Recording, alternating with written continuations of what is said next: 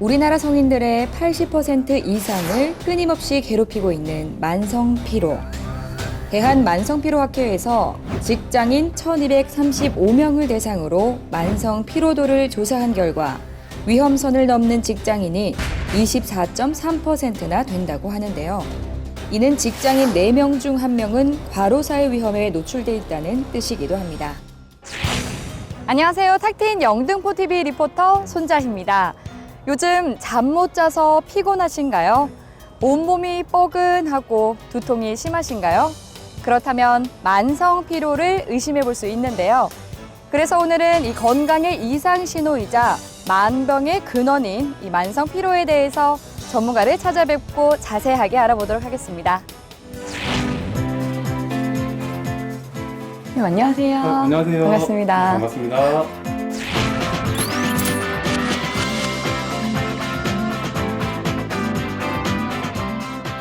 선생님, 저는 주말이 되면은 자도 피곤하고요. 네. 월요일이 되면은 몸이 천근만근 더 무거운 것 같은데 왜 이런 증상이 나타나는 걸까요? 그 휴식을 취한 후에도 계속 증상이 6개월 이상 지속이 되면 우리가 만성피로라고 표현하는데요. 체력적인 소모가 많거나 과로를 했거나 스트레스를 받거나 잠을 잘 못 자는 경우에는 당연히 피곤함을 느끼잖아요. 그런 현상들은 생리적 피로라고 부르고 기저질환이 있는 상태에서 그 증상으로 피로감을 느끼는 경우는 2차성 피로라고 부릅니다. 날씨라든지 이런 계절과도 피로가 연관이 있는 건가요? 봄철에는 춘곤증, 당연히 피곤함을 느끼겠죠. 그리고 여름철 같은 경우에는 열대야 때문에 잠을 잘 못 자는 경우에 낮에 활동하는 시간대에 피곤함을 많이 느끼는 경우가 있습니다.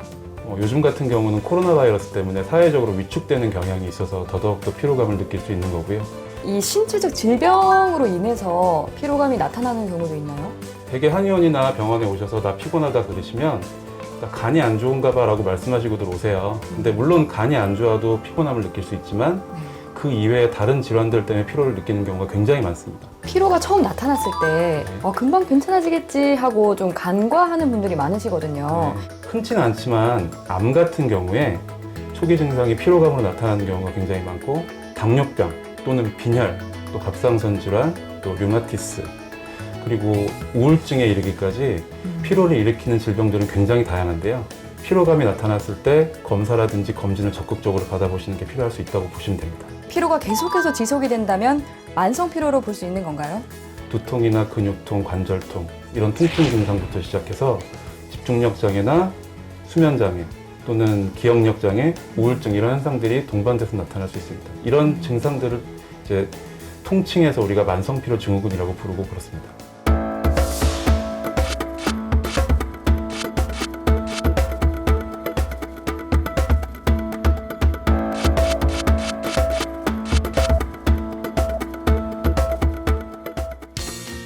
저도 검사를 받아봤습니다.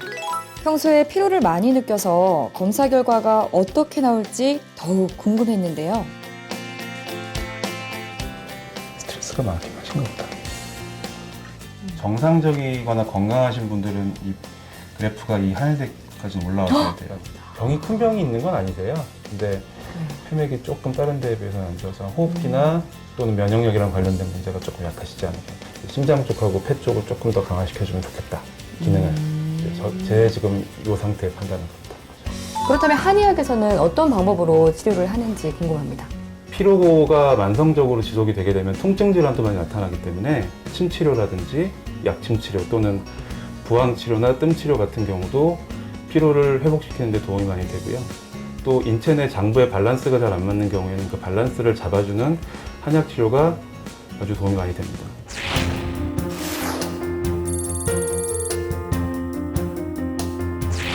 그런 음료에는 카페인 성분이 많이 함유되어 있어서 교감신경을 항진시킬 수 있기 때문에 심장을 두근거리게 하거나 손이 떨리게 하는 등의 부작용이 있을 수 있습니다. 장기적으로 드시거나 주기적으로 드시는 건 좋지 않다고 생각하시면 됩니다.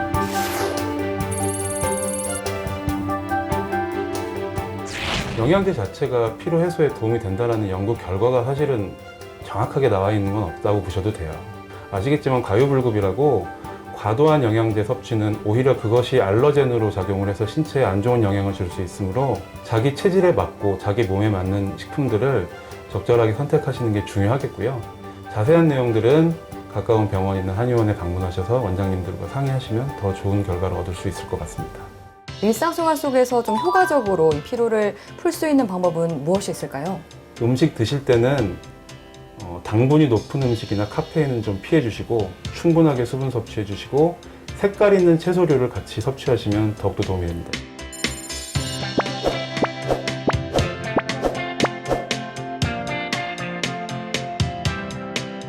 충분한 휴식을 취하고 충분한 수면을 취하고 적절하게 운동하고 사실 이런 것들이 가장 중요하다고 볼 수 있는데요.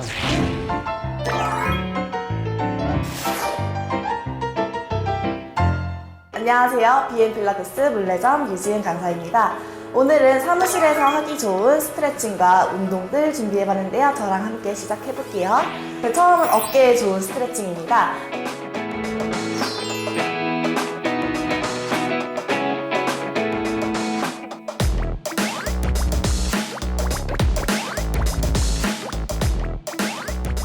자, 이제 우리 올라가 있는 어깨를 좀 끌어내렸으니까 끌어내려진 어깨를 조금 더 고정할 수 있는 등을 당겨주는 운동을 조금 해볼게요.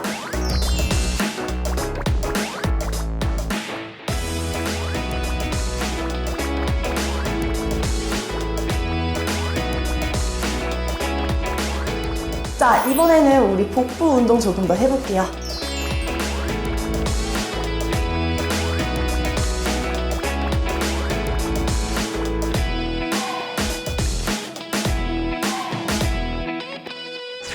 우리 몸을 건강하게 지켜줄 올바르고 알찬 정보를 알아보는 시간, 우리 동네 주치.